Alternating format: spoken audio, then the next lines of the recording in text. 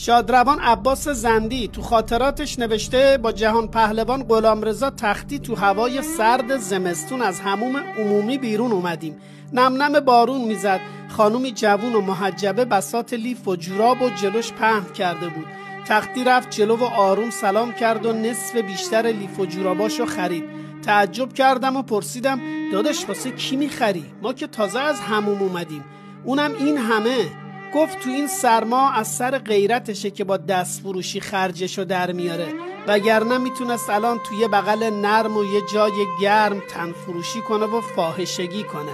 پس بخر و بخریم تا شرف و ناموس مملکتمون حفظ بشه. برگشت تو حموم و صدا زد نصرت اینا رو بذار دم دست مردم و بگو صلواتیه.